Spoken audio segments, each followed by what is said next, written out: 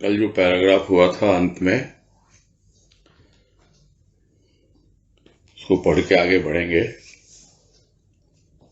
जिसमें कहा गुरुदेव ने, शक्ति का दुरुपयोग शक्ति विनष्ट करता तथा सदुपयोग शक्ति की महिमा बढ़ाता। यह घटाना और बढ़ाना किस काम आया, यदि मनुष्य जान न पाया कि प्रकृति के खेल अनंत हैं। यह अनंत की है, किसी व्यक्ति विशेष की नहीं। अवतारी आए, सदाचारी आए, खेल कर अनंत में लीन हो गए, विलीन हो गए। आए वे भी जिन्होंने सताया जीव मात्र को, किंतु सताया ही, सत्य को न पाया। साधना दोनों ने की, एक ने कल्याण की भावना को भाव में प्रसारित किया तथा दूसरे ने अनिष्ट तथा विनष्ट को अपनाया।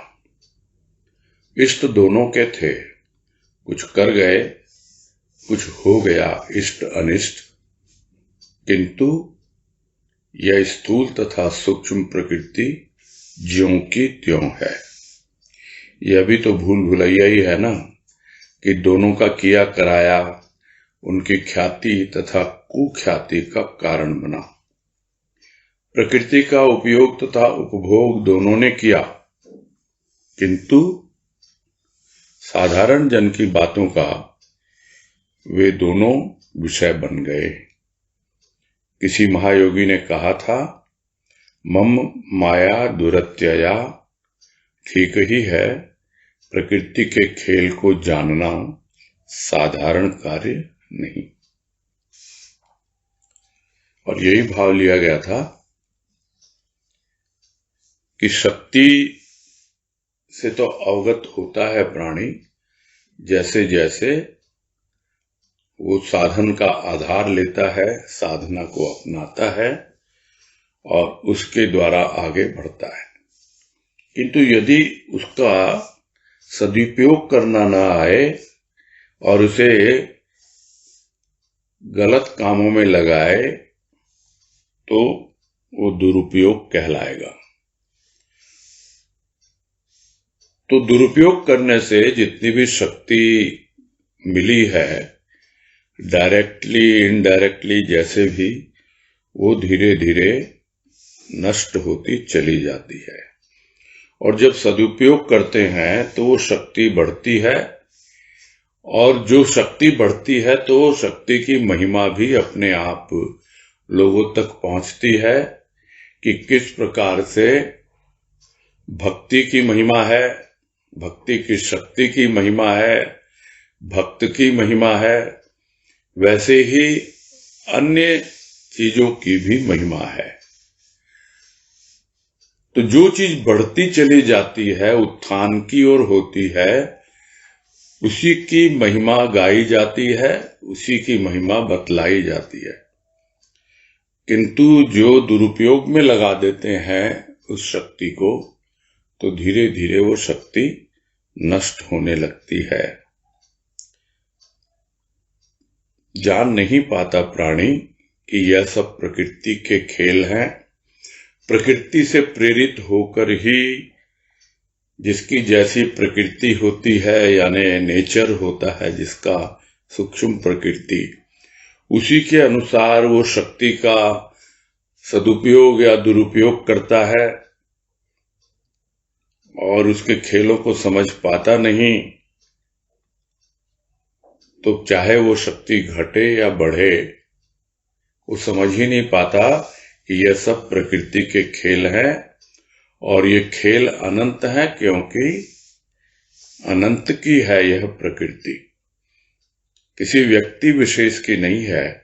कोई अगर यह समझ ले कि मैंने प्रकृति को अपने वश में कर लिया है, मैं जैसा चाहूं वैसा प्रकृति करेगी, तो वो भूल भुलैया में ही है, समझ नहीं पा रहा है, वो भ्रमित है। ठीक है, 2 बार 4 बार आपने शक्ति का व्यवहार किया और प्रकृति ने आपकी सहायता की और काम बन गया, इसका मतलब यह नहीं है कि आप शक्ति का सदुपयोग कर रहे हैं। शक्ति का दुरुपयोग तो यही होता है कि आप उसको अनर्गल कार्यों में लगा रहे हैं और बिना बात का जहां नहीं होना चाहिए, क्योंकि शक्ति होनी चाहिए उत्थान के लिए, न कि पतन के लिए। जब गलत दिशा में लगती है वो शक्ति तो पतन का कारण बन जाती है। समझ नहीं पाता कि यह किसी व्यक्ति विशेष की नहीं है, यह शक्ति व्यक्ति विशेष की नहीं है, यह प्रकृति, क्योंकि शक्ति तो प्रकृति की ही होती है। यह तो अनंत यानी पुरुष की है। और जो भी आए, चाहे वो अवतारी आए चाहे सदाचारी आए, उन्होंने प्रकृति के खेल को समझा और जो उनको रोल मिला था, जो पार्ट अदा करना था, जो लीला उन्हें दिखानी थी, वो लीला दिखाई और अनंत में लीन हो गए। जहां से आए थे वहीं चले गए। दूसरी ओर ऐसे लोग भी थे जो आए तो इस धरा पर, किंतु जीव मात्र को सताने के लिए ही वो लगे रहे। तो सताया तो बहुत लोगों को, और क्योंकि गलत दिशा में अपनी शक्ति को लगाया, इसलिए सत्य को नहीं पाया उन्होंने। ऐसे तो हर कोई सता भी नहीं सकता। जिसके पास कुछ शक्ति होगी और वो शक्ति जो उसने साधना से अर्जित की है, उसी के आधार पर दूसरों को प्रभावित कर सकता है, उन्हें कष्ट दे सकता है। और दूसरों को कष्ट देना, शक्ति को विनष्ट करना है, उसे नष्ट करना है। ये समझ नहीं पाते हैं, गलत दिशा में बढ़ जाते हैं और सत्य तक पहुंच ही नहीं पाते, बल्कि उनकी दिशा ही उल्टी हो जाती है। क्यों? क्योंकि एक तो वो है जो सत्य के लिए उस शक्ति का सदुपयोग करते हैं और शक्ति की महिमा बढ़ती है और कल्याण की भावना से सारी दुनिया में उसी भाव का प्रचार प्रसार करते हैं। और दूसरी ओर वो है जो समझ नहीं पाते हैं, बल्कि उसके अहंकार के वशीभूत होकर के दूसरों का बुरा ही करते हैं और बहुत बार तो विनष्ट भी कर देते हैं। दूसरों के लिए करते हैं, कभी कभी तो अनिष्ट करते हैं, गलत काम, कुछ श्राप दे दिया, कुछ भी बोल दिया, क्रोध में आकर, अहंकार में आकर, तो क्या है, उससे दूसरे का अनिष्ट होता है। और कभी कभी अनिष्ट क्या, उसकी जान पे बन आती है, वो प्राणों से हाथ धो बैठता है। तो इस तरह वो शक्ति का दुरुपयोग होता रहता है। तो इष्ट तो दोनों के थे, राम का भी वही इष्ट था, रावण का भी वही इष्ट था, किंतु दोनों की दिशा बिल्कुल विपरीत थी। तो इस प्रकार से कुछ कर गए जिसको जो करना था। एक ने कल्याण की भावना को अपनाया और दूसरों ने विनाश की भावना को अपनाया। तो इस तरह आए, कुछ किया, कुछ हो गया जो चाहा था, कुछ अनचाहा हो गया, और इस तरह जीवन अपना यापन करके वो तो चले गए, किंतु प्रकृति अभी भी वैसी की वैसी है। प्रकृति के खेल अब भी वैसे ही चले आ रहे हैं, भले ही वह स्थूल प्रकृति है या सूक्ष्म प्रकृति है। तो यह भूल भुलैया ही है कि एक जो है उसका नाम लोग लेकर के महिमा बढ़ाते हैं, स्वयं की भी और जिसका नाम लेते हैं उसकी भी। और एक वो है जिनका नाम लेकर के भी दिखलाते हैं अपनी महिमा उल्टी दिशा में। एक की ख्याति है, दूसरे की कुख्याति है। ऐसा नहीं है कि प्रकृति से काम नहीं लिया उन्होंने, दोनों ने लिया। प्रकृति का उपयोग भी किया, उपभोग भी किया, किंतु साधारण जन देख पाते हैं, समझ पाते हैं और उस पे चिंतन मनन भी करते हैं, समझते हैं सीखते हैं, किंतु फिर जब माया का खेल आता है सामने तो फिर सबकी बुद्धि फिर जाती है, फिर दिमाग काम नहीं करता। और इसीलिए भगवान कृष्ण ने कहा गीता में कि मेरी माया जो है वो बहुत कठिन है समझना। ठीक ही है, इतना आसान नहीं है प्रकृति के खेलों को जानना और माया को समझना। तो यहां तक कल हुआ था और आज कह रहे हैं माया तथा प्रकृति दो भिन्न शक्ति हैं महाशक्ति की। प्रकृति की साधना ने अनेक गुप्त तथा सुप्त रहस्यों का उद्घाटन किया, अथच मनुष्य के सुख की वृद्धि की, किंतु माया ने भ्रम की सृष्टि की। मनुष्य की बुद्धि जहां थक जाती है, मनोकामना पूर्ण नहीं अपूर्ण ही रह जाती है, वहां माया अपना कौतुक दिखलाती है। स्वर्ण मृग जहां भ्रमण करता है वहां यह स्वर्ण है या मृग या स्वर्ण का ही मृग है, ऐसा भ्रम माया ही उत्पन्न करती है, प्रकृति नहीं। साधना की सहायिका प्रकृति, भ्रम उत्पादक माया। मनुष्य समझता हुआ भी नासमझ बन जाता है, ऐसी अवस्था का कारण माया है। इसे समझ पाना कि ऐसा क्यों तथा कैसे हुआ करता है, यह मानवीय बुद्धि के लिए सरल नहीं।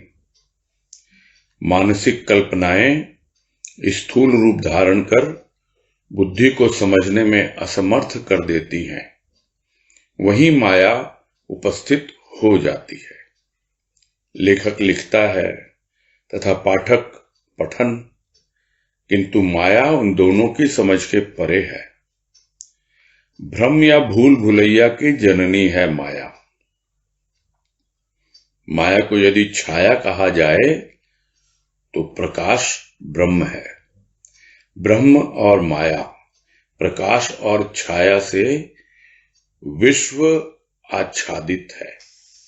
साधक ज्यों ज्यों प्रकाश की ओर अग्रसर होता है, माया से दूर होता जाता है और ब्रह्म के समीप। और इस एक पैराग्राफ में इतना आध्यात्मिक सार भरा हुआ है कि यदि हम इसे अच्छी तरह से समझ लें और समझ ही न लें, इसे काम में लें यानी जीवन में उतारें, तब हमेशा के लिए हमारा भ्रम दूर हो जाए। क्योंकि जब तक बुद्धि में भ्रम है तब तक प्राणी आगे बढ़ ही नहीं सकता है। रहेगा मन और हृदय के धरातल पर, उससे आगे नहीं बढ़ पाएगा। और बुद्धि का भ्रम आके मन को भी परेशान करता है और स्वाभाविक है बहुत बार हमारा दिल भी डामाडोल हो जाता है। तो यह खेल हम सब देखते हैं। उसका कारण क्या है? उसका कारण एकमात्र भ्रम है। अब उसे समझा रहे हैं गुरुदेव कि क्या प्रकृति का रूप होता है और क्या माया का रूप होता है। ये तो दो भिन्न शक्ति है। वो जो महाशक्ति है, जिसे हम कुछ भी नाम दें, उसे हम पुरुष कहें, उसे हम ब्रह्म कहें, उसे हम शिव कहें, कुछ भी कहें, शक्ति समझने के लिए शिव कहा जाता है, क्योंकि शिव के साथ शक्ति आती है। माया को समझने के लिए ब्रह्म कहा जाता है, क्योंकि माया के साथ ब्रह्म आता है या ब्रह्म के साथ माया आती है, और प्रकृति और पुरुष, इन दोनों का आपस में जोड़ है। तो पुरुष और प्रकृति, ब्रह्म और माया, शिव और शक्ति। तो वो जो महाशक्ति है, उसी से शक्ति निकलती है, उसी से माया निकलती है, उसी से प्रकृति निकलती है। तो ये जो प्रकृति और माया, ये उस महाशक्ति के दो रूप हैं। ये भिन्न दो शक्तियां हैं उस महाशक्ति की। जो प्रकृति की साधना में लगता है और प्रकृति को अपना साधन बनाता है, तो अपने आप ही उसके न जाने कितने छिपे हुए और सोए हुए रहस्य प्रकट होते हैं। यह सूक्ष्म प्रकृति की बातें हो रही हैं। स्थूल प्रकृति में भी काफी कुछ मिलता है। जिस तरह कहते हैं कि आकाश में उड़ान भरने के लिए किसी भी हवाई जहाज को, एरोप्लेन को रनवे पर दौड़ना पड़ता है, यानी स्थूल का आधार लेना पड़ता है, और फिर वो ऊपर सूक्ष्म में यानी वायुमंडल में उठ सकता है, ऊपर की ओर जा सकता है। उसी तरह स्थूल प्रकृति का आधार लेकर ही प्राणी सूक्ष्म प्रकृति की ओर आगे बढ़ता है। और यही कारण है कि हमारे प्राचीन ऋषि मुनियों ने एकांत का सेवन किया, प्रकृति के संग तालमेल बैठाकर, स्थूल प्रकृति के संग तालमेल बैठाकर अपना जीवन यापन किया, रहे जंगलों में, पहाड़ों पर साधना की, और वो प्रकृति काफी उनकी सहायक रही। किंतु जब तक सूक्ष्म प्रकृति की ओर नजर नहीं जाती, दृष्टि नहीं जाती, तब तक समझ नहीं पाता है प्राणी कि किस प्रकार से छिपे हुए और सोए हुए भाव जाग रहे हैं। नहीं तो स्थूल पर ही आधारित रह जाता है। इसे हम एक उदाहरण से समझ सकते हैं। ज्यादातर सुना जाता है कि भाई सत्संग सदन में जाते हैं तो हमें अपने आप ही नए नए भावों की अनुभूति होने लगती है। न जाने कितने छिपे हुए और सोए हुए भाव जागने लगते हैं। अच्छी बात है, किंतु हमें उससे क्या सीखना है? हमें अपनी साधना को, उस भाव का जो आधार है, उसको कुछ इस तरह से बना लेना कि वो सिर्फ एक स्थान पर ही आधारित न हो। उसका महत्व तो अपनी जगह है, किंतु यदि हमने सूक्ष्म का महत्व समझ लिया तो स्थूल का तो बहुत थोड़ा सा महत्व रहता है। और वो स्थूल आप कहीं पर भी, किसी भी रूप में, जहां आप थोड़ी सी शांति का अनुभव करते हैं, वहां पर अपना सकते हैं। तब हमें मालूम पड़ेगा कि प्रकृति की साधना किस प्रकार से हमारे गुप्त तथा सुप्त रहस्यों का उद्घाटन कर रही है, जो कभी सोचा नहीं, कभी अनुभव नहीं किया, जिसके बारे में कोई आइडिया ही नहीं था। खाली सुना जरूर था कि भाई तुम्हारे भीतर न जाने कितनी शक्तियां छिपी हुई हैं। वो कैसे प्रकट होंगी? वो प्रकट होंगी साधन अपनाने से, साधना करने से।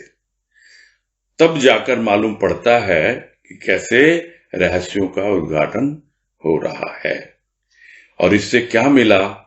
इससे यह मिला कि मनुष्य के सुख की अभिवृद्धि हुई प्रकृति की साधना के द्वारा। वो सुख जिन्होंने स्थूल प्रकृति में की साधना वैज्ञानिक बनकर विज्ञान के द्वारा, और जिसने सूक्ष्म प्रकृति की साधना की चाहे भक्त बनकर चाहे ज्ञानी बनकर किस रूप में भी, तो वो है भाव का आधार, प्रेम का आधार। उससे बाहरी सुख और आंतरिक सुख दोनों में ही वृद्धि होती है, इसमें कोई संदेह नहीं। यह है प्रकृति की साधना जो हमेशा सहायक होती है। किंतु माया ने भ्रम की सृष्टि की। तो भ्रम की सृष्टि कैसे की वो आगे बता रहे हैं कि मनुष्य की बुद्धि जहां थक जाती है, यानी समझ नहीं पाता है प्राणी कि और मेरी समझ के बाहर है। सुनते हैं बहुत अच्छा लगता है, पसंद भी आता है, किंतु समझ कर भी जब जीवन में नहीं उतार पाते हैं तब हमारी बुद्धि थक जाती है। और हमारी जो मनोकामना है कि हम आध्यात्मिक जीवन में बहुत उन्नति करें और आगे बढ़ें, वो पूर्ण नहीं हो पाती, अपूर्ण रह जाती है। तो फिर माया अपना कौतुक दिखलाती है। स्थूल में तो माया के बहुत खेल हमने देखे हुए हैं, किंतु सूक्ष्म में भी माया क्या खेल दिखलाती है वो समझना बहुत कठिन हो जाता है। क्योंकि यह जो वाक्य है कि मनोकामना पूर्ण नहीं अपूर्ण ही रह जाती है, यानी अभी भी है हमारे भीतर मनोकामना, अभी भी हम कामना के प्रति सहज नहीं हुए हैं।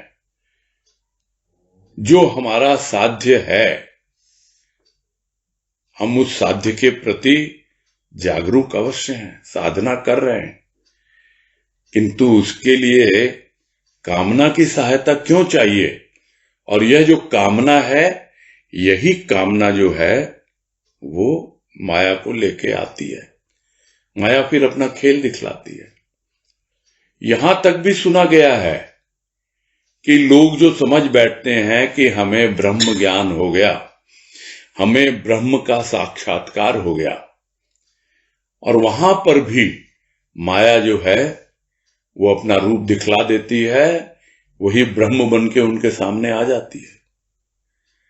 क्योंकि अभी भी उनके भीतर ये मनोकामना रहती है कि हाँ भाई, हमें ब्रह्म का साक्षात्कार तो हुआ नहीं, होना चाहिए।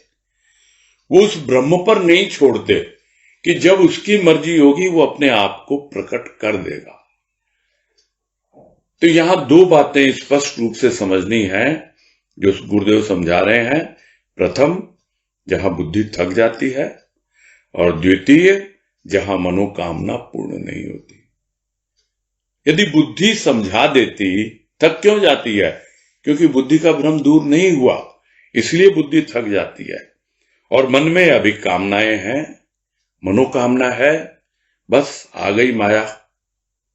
किस रूप में आ गई? तो ये कहानी तो हम सबको पता है कि किस प्रकार सोने का हिरण आता है, भ्रमण करता है। अब जिसका मन चलता है उसके ऊपर, तो लोग कह देते वो भी तो माया ही थी जो सीता का रूप लेके आई। खैर ठीक है, ये लीलाएं हैं, समझने के लिए है। और यहां माया का रूप समझा रहे हैं गुरुदेव कि वो इतना कंफ्यूजन पैदा कर देती है कि यह स्वर्ण है, लालच है ना, सोने के प्रति अभी भी मन में लालच है। एक हाड़ मांस का बना हुआ एक हिरण, उसके प्रति कोई आकर्षण नहीं है, किंतु सोने का हिरण, उसके प्रति कितना आकर्षण। और वो वास्तव में क्या सोना है या कि हिरण है, और या फिर सोने का ही हिरण है। तो यह तरह तरह की अवस्थाएं बनती हैं, समझ नहीं पाता प्राणी। तो इस प्रकार का भ्रम जब आ जाता है तो वो माया के कारण ही आता है, प्रकृति के कारण नहीं। प्रकृति तो सीधा सीधा पहुंचाती है वहां पर जहां उसको पहुंचाना है, बशर्ते फिर वही बात, बुद्धि का भ्रम, मन की कामनाएं। इन दोनों बातों का यदि हम ध्यान रखें तो हमेशा प्रकृति जितने भी उसके गुप्त और सुप्त रहस्य हैं उसका उद्घाटन करती चली जाती है। और इसीलिए गुरुदेव ने इस लाइन को अंडरलाइन किया, इस वाक्य को, कि साधना की सहायिका प्रकृति। तो प्रकृति हमेशा साधना में सहायक होती है, कभी भी बाधक नहीं होती है, साधक की सहायक है। जिसको हम कहते हैं साधक मन बाधक मन, तो वो जो थोड़ा बहुत भी साधक मन बना है वो प्रकृति की सहायता के कारण ही बना है।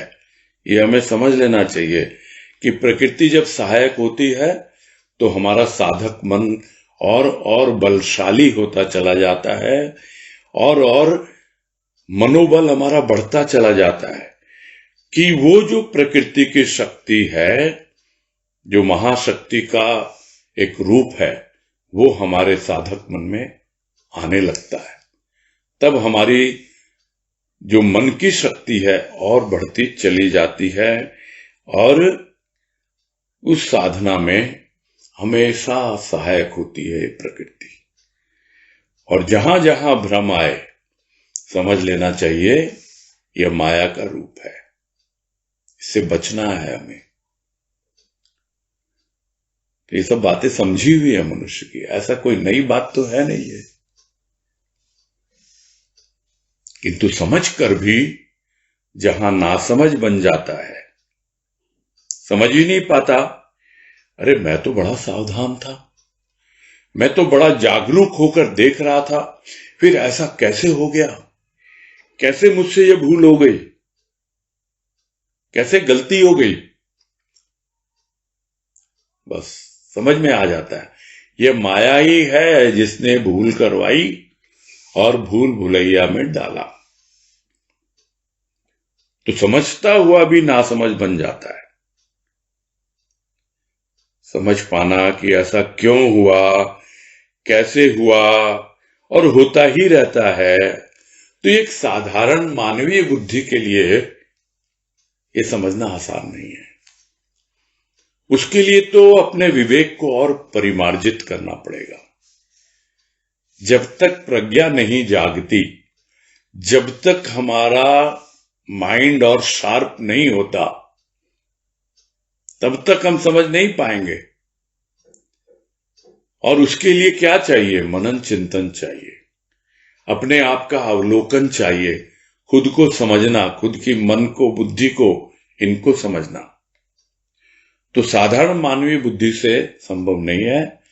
हां, हम प्रयास करें, संत की कृपा है हमेशा तैयार हमें समझाने के लिए, और वो प्रकृति बनकर आएगी और हमारी जो सूक्ष्म प्रकृति है उसमें सहायिका बनेगी वो।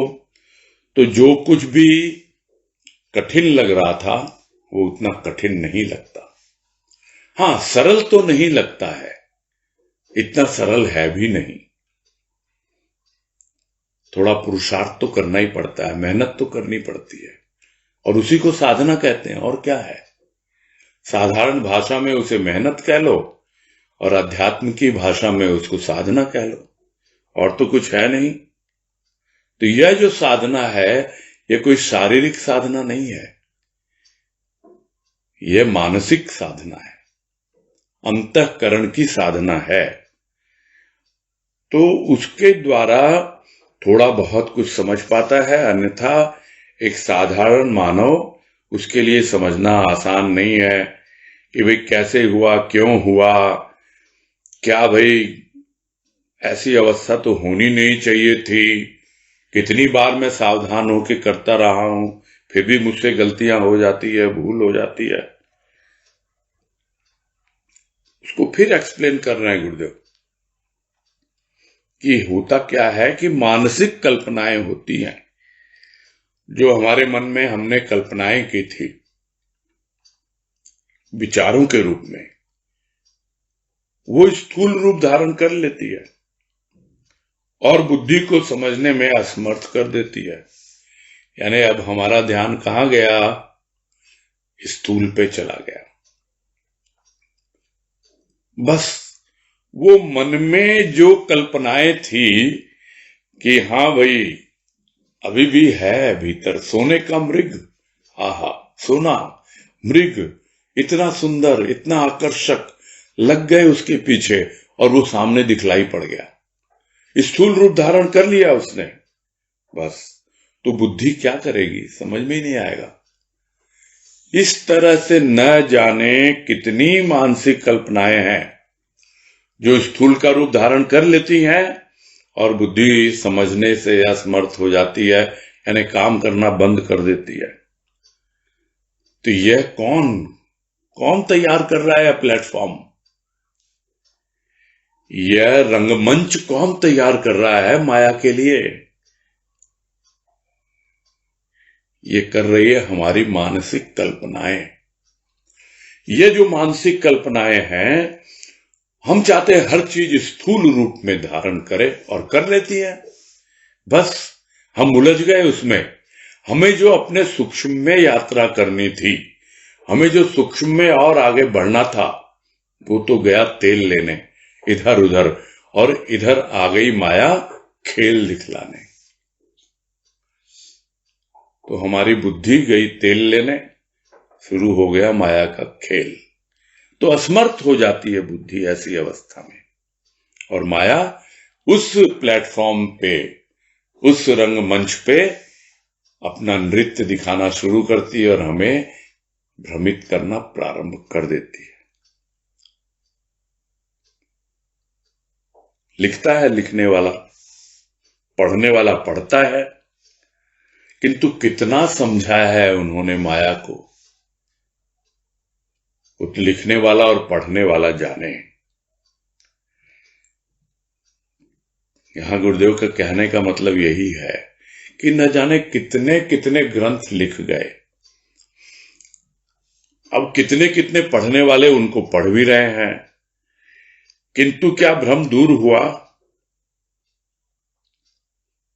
ये भ्रम और भूल भुलैया जो भी कहें, वो माया की ही देन है। उनकी जननी है माया, यानी माया उनकी मां है। किसकी? भ्रम की। और भ्रम पहले आया, माया बाद में दिखलाती है कि देखो मैंने भेजा इसको। क्यों? क्योंकि अभी भी तुम्हारी बुद्धि का भ्रम दूर नहीं हुआ।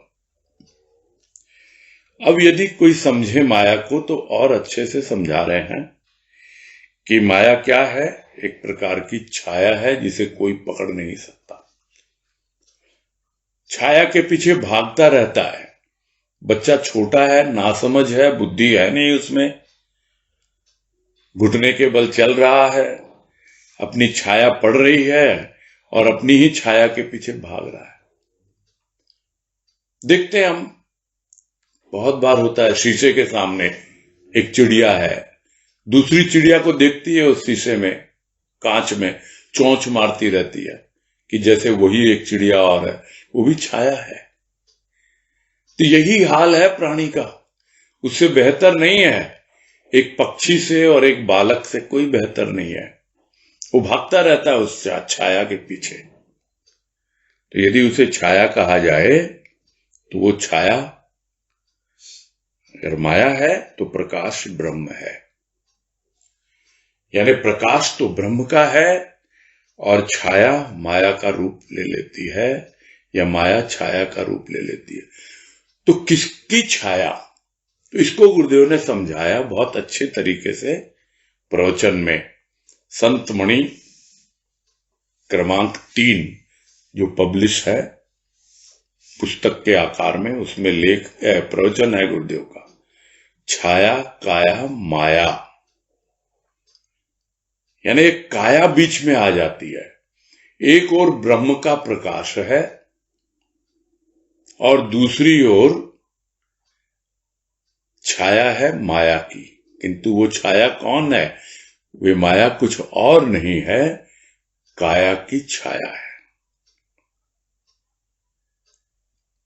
और किस तरह दिखती है? क्योंकि अभी जो प्रकाश है वो पीछे की ओर है, इसलिए हमारी जो भी छाया है वो हमारे सामने पड़ती है। यानी अभी ब्रह्म पीछे की ओर है, पीठ की ओर, और उसकी छाया पड़ रही है हमारे चेहरे की ओर, अपने ही शरीर की, उसी काया की, और हम उसके पीछे भाग रहे हैं।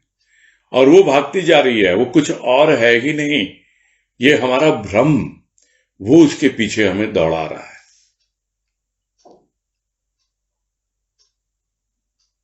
दूसरी ओर यदि हम ब्रह्म की ओर मुख कर लें तो ब्रह्म हमारे सम्मुख हो जाएगा, प्रकाश हमारे सम्मुख हो जाएगा, और माया कहां जाएगी? छाया तो फिर भी होगी, किंतु माया पीछे होगी। फिर भी पीछा नहीं छोड़ती है माया, पीछे पड़ी रहती है कि कब इसकी बुद्धि भ्रमित हो और कब यह इधर घूम के देखे तो मैं इसे अपने वश में कर लूं। ये सारे खेल माया के हैं।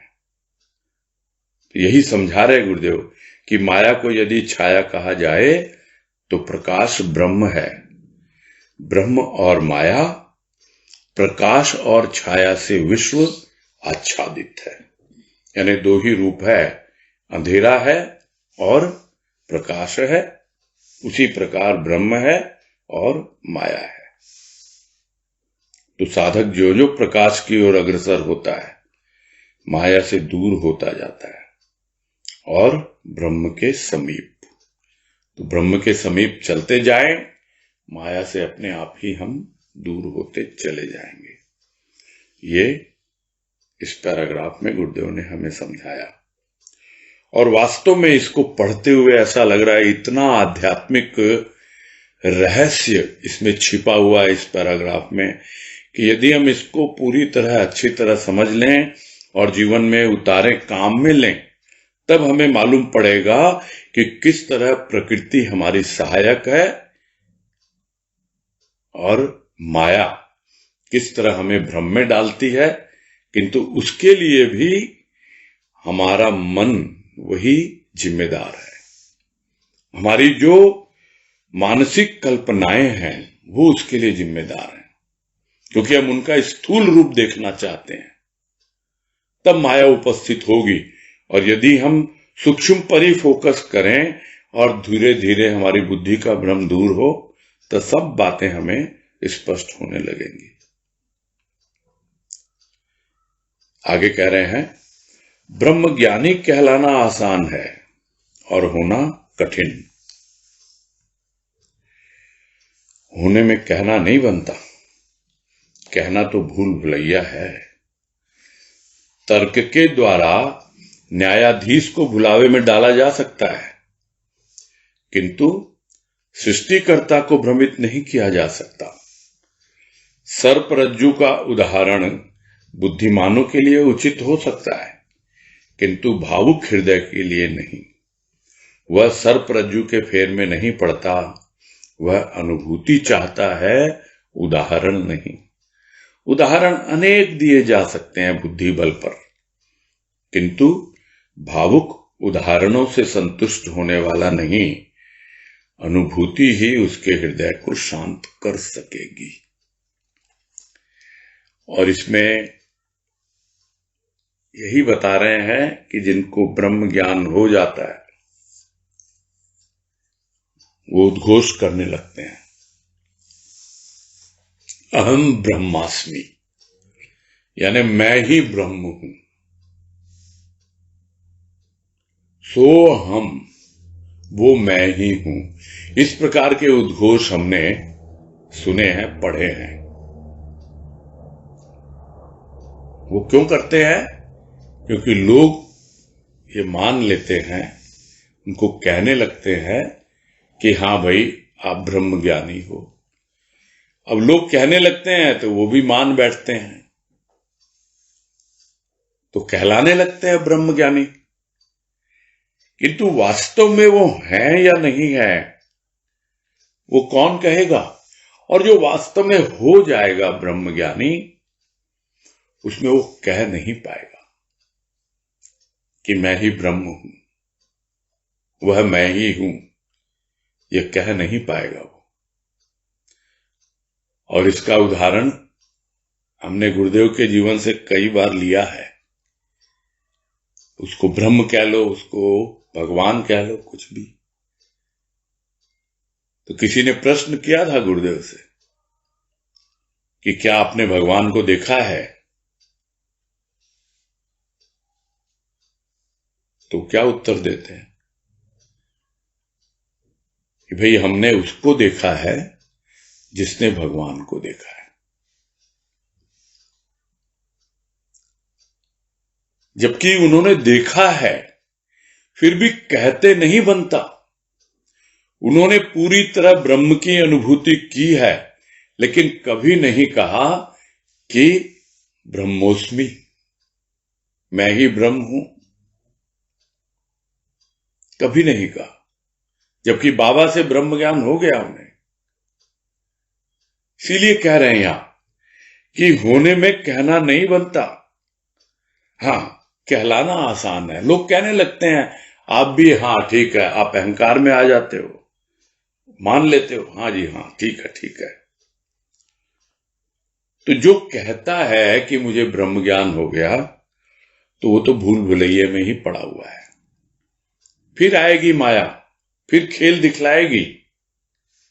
जो बात अभी थोड़ी देर पहले उदाहरण आया कि अभी तो सम्मुख है ब्रह्म, इसलिए लग रहा है,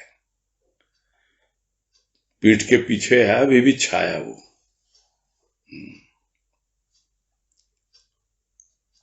समझना होगा कि हमेशा वो जो प्रकाश है ब्रह्म का, वो कहां रहे? वो बिल्कुल ऊपर। जिस तरह 12 बजे की सुइयां दोनों एक हो जाती हैं, छोटी और बड़ी, वैसे ही जीव और ब्रह्म एक हो जाते हैं। और ऊपर से जिस तरह छाया पड़ती भी है शरीर की यानी काया की, तो भी वो छाया जमीन पर नहीं पड़ती, अपने ही ऊपर पड़ती है।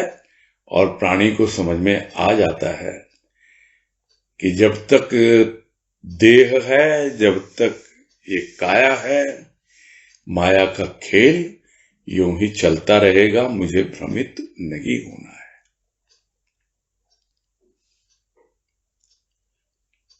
तो होना अपनी जगह है, वो भी ब्रह्म में ही है कि हमें ब्रह्म ज्ञान हो गया। तो कहना तो भूल भुलैया है। कोई अगर कहे कि हो गया, तो भूल भुलैया में पड़ गया वो तो, क्योंकि जो हो गया वो कहेगा नहीं कभी भी। अब ठीक है, वो देंगे तर्क कि हमको हो गया ज्ञान, हमको ब्रह्म ज्ञान हो गया, हम ब्रह्म ज्ञानी हैं। न जाने कितने तर्क रखेंगे। तो बोल रहे हैं न्यायाधीश को बुलावे में डाला जा सकता है कि आप न्यायालय में या अदालत में कितने तर्क रख दो, जैसे वकील रखते हैं, और उनको बुलावे में डाल सकते हो।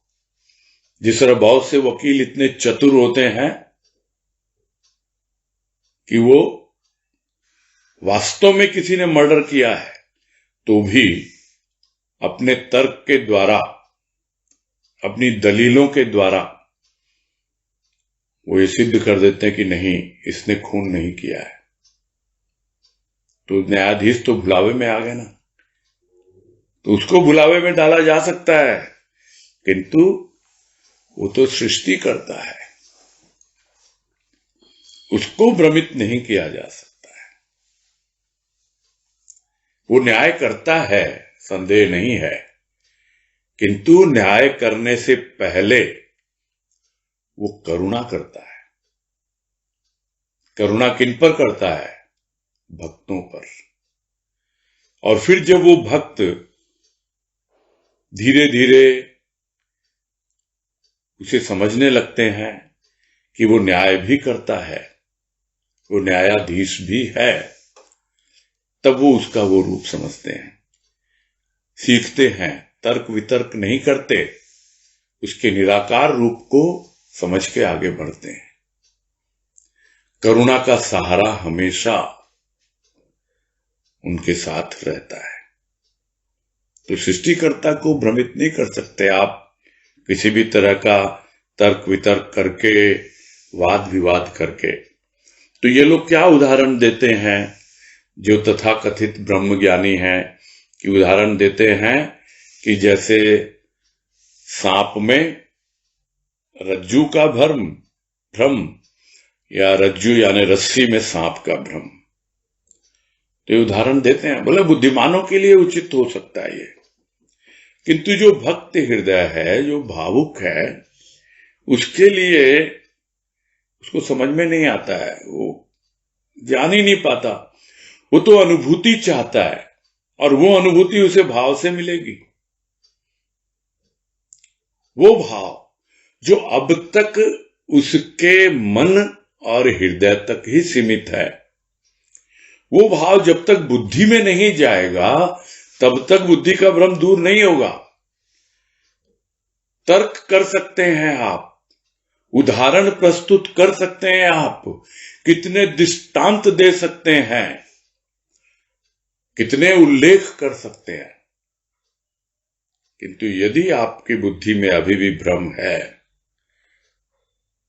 तो भले ही लोग आपको समझें कि इनको ज्ञान हो गया, किंतु आपको पता होना चाहिए कि नहीं, क्योंकि आपने निराकार की भक्ति की नहीं है।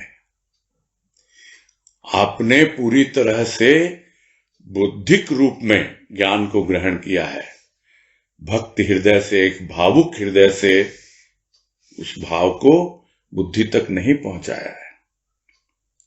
तो यह जो उदाहरण है सर्प रज्जू का, वो भावुक हृदय के लिए नहीं, उसके काम में नहीं आता है। वो तो उसके फेर में पड़ता ही नहीं है। उसको तो अनुभूति चाहिए, बस उदाहरण नहीं चाहिए। बहुत उदाहरण है, तो उदाहरण से क्या होना है? हमें अनुभव मिलना चाहिए कि हां भाई, मेरी बुद्धि का भ्रम दूर हो गया। ये अनुभव गुरुदेव देंगे, देते हैं। जिस तरह अनुभव देते हैं, मन का मैल दूर हो गया, बुद्धि का भ्रम दूर हो गया, अनुभव देते हैं चित्त में जितने सारे संस्कार थे वो हमने उसको समर्पित कर दिए, उसके चरणों में डाल दिया, अपना पूरा का पूरा प्रारब्ध, अपना भाग्य, सब अनुभव वो देते हैं। बस हमारी ओर से प्रस्तुति होनी चाहिए। हम यदि तैयार हैं तो वो हमसे पहले तैयार है, किंतु तर्क वितर्क द्वारा नहीं, बुद्धि बल पर नहीं, भाव के द्वारा, प्रेम के द्वारा। तब समझ में आता है कि भक्त हृदय जो है, जो भावुक है, वो उदाहरण से संतुष्ट नहीं होता, क्योंकि उदाहरण बुद्धि बल पे बहुत दिए जा सकते हैं। आप बातें कह रहे हैं, कुछ उदाहरण दे सकते हैं। लोग बोलते हैं बाहर के दृष्टांत कहानी बतलाते हैं, ये नहीं। हम तो देखते हैं बहुत से उदाहरण देते हैं, कंठस्थ कर लिए कुछ वाणी, वो वाणी रख देते हैं सामने उदाहरण स्वरूप, गुरुदेव ने ये कहा है। तो आपको यदि ज्ञान है, आपकी बुद्धि का भ्रम दूर हो गया, तो स्वाभाविक है आप संतुष्ट होंगे और उसी तरह बातों को रखेंगे। तो उदाहरण अनेक दिए जा सकते हैं बुद्धि बल पर, किंतु भावुक हृदय जो है वो अनुभूति के बगैर संतुष्ट नहीं होता है, और अनुभूति की विभूति दी नहीं जाती प्यारे। वो तो स्वयं उसकी कृपा हमारे भीतर, हम जितना आगे बढ़ेंगे वो हमें आगे बढ़ाने के लिए तैयार है। तो अनुभूति मिलती है, तभी हृदय को शांति मिलती है, बुद्धि का भ्रम दूर होता है, मन की व्याकुलता दूर होती है। यही है सब बातों का सार।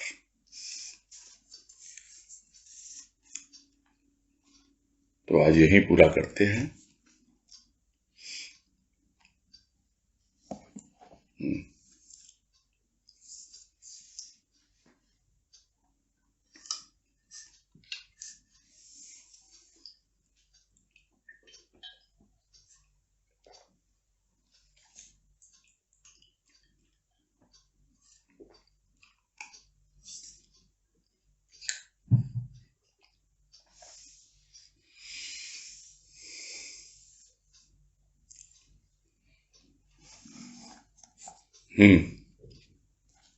तनुश्री शर्मा।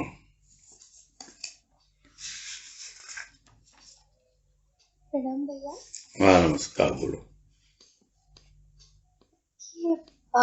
माया क्या मेनली मन की कल्पना और बुद्धि का भ्रम, तो मतलब मन और बुद्धि पे ही प्रभाव डालती है क्या? बात तो ये हुआ ना, अभी आपने क्या समझा कि ब्रह्म जो है वो प्रकाश है, माया अंधकार है। और प्रकाश और अंधकार यानी छाया से विश्व पूरी तरह आच्छादित है। तो जैसे जैसे साधक प्रकाश की ओर आगे बढ़ता है तो माया से दूर होता चला जाता है, ब्रह्म के समीप पहुंचता जाता है। मन और बुद्धि के अलावा क्या और नहीं है ब्रह्म के तक पहुंचने के बीच बहुत सी बाधाएं हैं। जो आगे बढ़ नहीं पाते हैं, माया में ही उलझे रह जाते हैं, उनके लिए है। इसको इतना बहुत सुंदर ढंग से गुरुदेव ने लिखा है यहां कि मनुष्य की बुद्धि जहां थक जाती है, मनोकामना पूर्ण नहीं अपूर्ण ही रह जाती है, वहां माया अपना कौतुक दिखलाती है। कौतुक तब दिखलाती है, अब आप सबसे पहले क्या करना, अपनी मनोकामनाएं सब उसको अर्पित कर दो। कोई कामना इच्छा है नहीं, चाहे स्थूल की चाहे सूक्ष्म की, किसी भी प्रकार की कोई कामना ना हो। और फिर ज्यादा बुद्धि लगाने की जरूरत नहीं है, वो भाव अपने आप ही आगे बढ़ाएगा हमको। और हमारा फोकस कहां होगा, हमारी सूक्ष्म प्रकृति पर। बस प्रकृति सहायक होगी, किसी न किसी रूप में कहीं न कहीं से अपने आप वो पुरुष जो है सहायता करता रहता है प्रकृति की। वो महाशक्ति प्रकृति की शक्ति के द्वारा हमारा मार्ग प्रशस्त करती रहती है। आप इनके कंफ्यूजन में पड़े रहोगे कि मन में होता है बुद्धि में होता है, उसको भूल जाओ।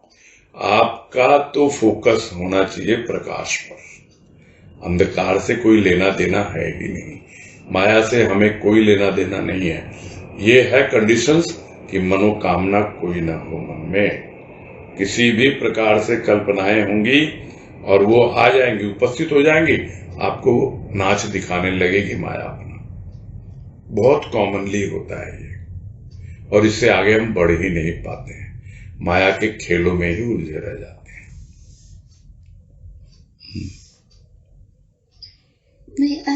स्थूल और सूक्ष्म दोनों की इच्छा है हमको उसे सौंप देनी है। जी हाँ। अच्छा। किसी भी प्रकार की कोई इच्छा ना हो।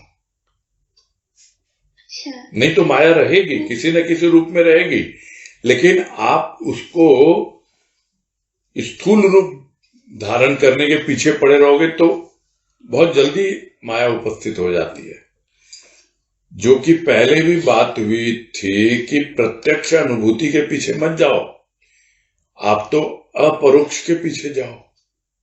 जो परोक्ष नहीं है, इनडायरेक्ट नहीं है तो डायरेक्ट ही, लेकिन आपको अपने भीतर में अनुभव में आ रहा है। प्रत्यक्ष स्थूल होता है, अपरोक्ष जो होता है वो भीतर होता है, सूक्ष्म में होता है।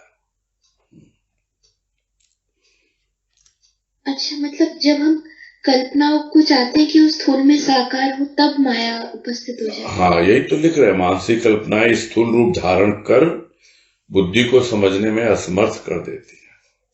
बुद्धि समझ नहीं पाती ना, फिर अच्छा, उलझा लेती है अपने आप में। हाँ, आप समझते हो कि यही है भगवान, और भगवान अपने खेल दिखलाने लगता है। वो भगवान नहीं होता है, वो माया जो है ना भगवान बन के आ जाती है। ये है, क्या बोले उसको, देसी भाषा में, साधारण भाषा में। लोग कहते हैं हम अपने मन में वार्तालाप करते हैं भगवान से, कई लोग कहते हैं। किसी ने मुझे प्रश्न भी किया था चर्चा में, कई साल हो गए उस बात को, कि ये जो मन ही मन में संभाषण होता है अपने इष्ट के साथ, ये क्या है। तो जैसा उस वक्त भाव दिया गुरुदेव ने, वो भी याद आ रहा है, उसका उत्तर यही दिया था कि ये भी मन के ही खेल है।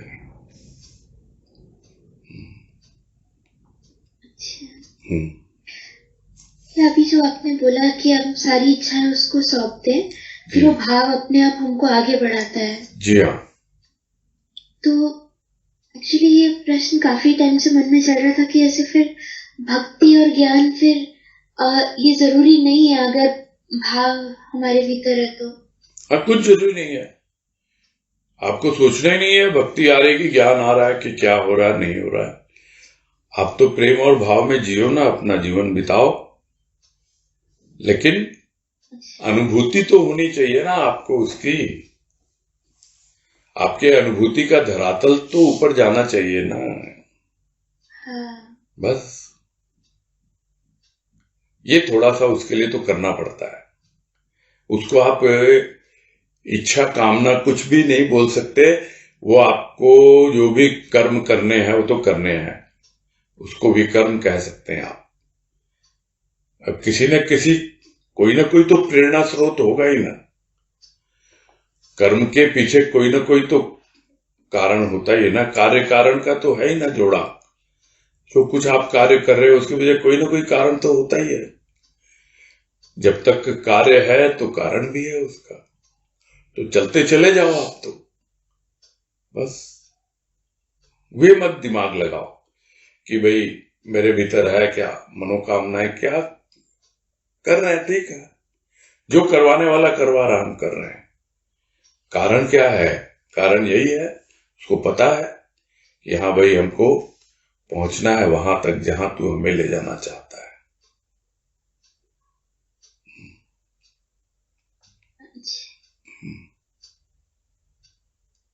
ठीक है भैया। बस एक छोटा सा एक डाउट बस और रह गया था कि अनुभूति जो है उसका धरातल कैसे बढ़े, आपने अभी जो बोला वो समझ में आने लगता है। जो चिंतन मनन ध्वनि में जो लेख हमने किया उसमें बहुत अच्छे से गुरुदेव, मैंने कहा ना कई बार, मैं उसको लेके कोट भी करता रहता हूं कि इसमें इतना अच्छा कॉन्सेप्ट दिया है गुरुदेव ने कि चीजें शुरू होती हैं स्थूल से, तुमुल ध्वनि जिसको कहा, फिर सूक्ष्म में आती है, फिर सूक्ष्म से सूक्ष्मतर होती है, फिर सूक्ष्मतम होती है। तो ये ध्वनि का रूप बदलता जाता है और अंत में वो आनंद ध्वनि बनती है। उसे अनंत की ध्वनि भी कह सकते हैं। तो ये है इसका पैसेज। अच्छा। अनुभूति का भी यही है पैसेज। ठीक है भैया। हाँ भैया। हाँ, हरिओम हरिओम। हरिओम, प्रणाम।